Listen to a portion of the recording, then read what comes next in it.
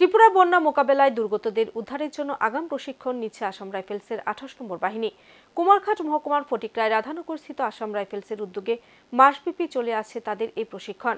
নিরাপত্তা দেবার পাশাপাশি সামাজিক কাজে দৃষ্টান্ত হিসেবে মানুষের পাশে থেকে সহযোগিতা করতে জওয়ানদের এই উদ্যোগ বলে জানালেন বাহিনীর আধিকারিক সমীর পাল। ত্রিপুরায় সাধারণ মানুষকে নিরাপত্তা দেওয়ার পাশাপাশি সমাজের কাজে নিজেদের নিয়োজিত রাখতে রাইফেল ছেড়ে বোট নিয়ে বন্যা মোকাবেলায় নদীতে উদ্ধার কাজ এবং আহতদের প্রাথমিক চিকিৎসা প্রদানের আগাম প্রশিক্ষণ আসাম রাইফেলসের। বন্যা হলে দুর্গতদের উদ্ধার করতে এগিয়ে আসবে তারা। সেই উদ্দেশ্যে জওয়ানদের প্রশিক্ষণ দিচ্ছে কুমারঘাট মহকুমার ফটিকরায় রাধানগরস্থিত আসাম রাইফেলসের 28 নম্বর বাহিনী। তাদের এই প্রশিক্ষণ আগামী দিনে বন্যা দুর্গতদের জন্য সহায়ক হবে বলে আশাবাদী এলাকার মানুষ।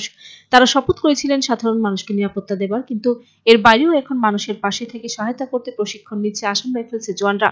বোট নিয়ে কুমারঘাটে দেও ও মনু নদী সঙ্গমস্থলে নেমে প্রশিক্ষণে ব্যস্ত আসাম রাইফেলসের জওয়ানরা। বাহিনী সুবেদার সমীর পাল জানিয়েছেন, আসাম রাইফেলসের ইঞ্জিনিয়ার রেজিমেন্ট এবং 28 নম্বর বাহিনী যৌথ উদ্যোগে চলছে প্রশিক্ষণ।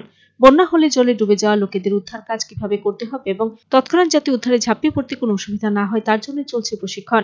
ছেলেদের পাশাপাশি মেয়েদেরও প্রশিক্ষণ দেওয়া হচ্ছে কাজে। পাশাপাশি বিপর্যয়ে আহতদের চিকিৎসার জন্য বাহিনী মেডিকেল টিম কিভাবে কাজ করবে তারও এই দিন হাতে কলমে প্রশিক্ষণ দেওয়া হয়েছে জওয়ানদের। বিগত 1 মাস ধরে তাদের এই প্রশিক্ষণ চলছে বলে জানান তিনি। যদি এখানে বন্যা হয়, বন্যা হওয়ার সময় যদি কোনো দরকার পড়ে আমরা সেই জন্য প্রশিক্ষণ নিচ্ছি, ট্রেনিং দেওয়া হচ্ছে যাতে কিভাবে আমরা রেস্কিউ করতে পারি। যদি এরকম কিছু হয় তো আমরা তৎক্ষণাৎ এসে আমরা রেস্কিউ করার জন্য আমরা প্র্যাকটিস নিতেছি। এখানে আমাদের সাথে 110 engineer regiment plus 28 Assam rifle, আমরা 2 টিম মিলে মানে একটা টিম বানানো আছে। এই টিম যখনই কোনো বিপদ হবে তা আমরা ঝাঁপিয়ে পড়বো, সেই জন্য আমাদের ছেলে আর মেয়েদেরকে আমরা ট্রেনিং দিচ্ছি। এখানে আমরা ওখানে ট্রেনিং দিচ্ছি যে যদি কেউ জলে ডুবে ওকে আমরা কিভাবে রেস্কিউ করব, প্লাস যদি কেউ নিচে ডুবে যায় ওকে কিভাবে বের করতে হবে সেই সব আমরা ট্রেনিং নিচ্ছি। আর প্রায় 1 মাসের কথা হয়ে গেলে আমরা ডেলি ট্রেনিং নিচ্ছি। এখানে সাথে আমাদের একটা মেডিকেল রেপও আছে যাতে ফার্স্ট এড করতে পারে।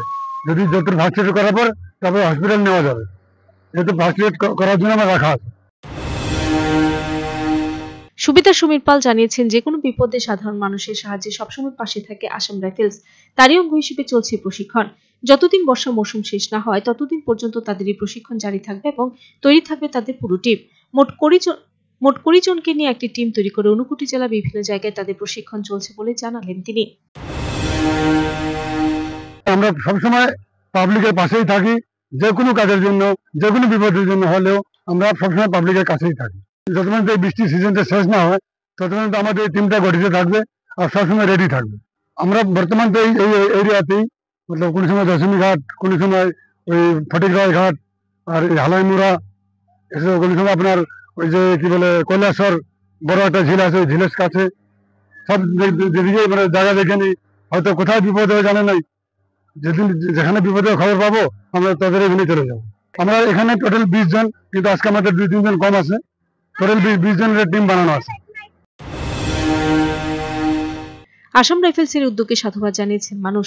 তাদের এই প্রয়াস আগামী দিনে বন্যা আক্রান্তদের জন্য সহায়ক হবে বলে আশাবাদী এলাকার মানুষ। Bureau report, search India TNN।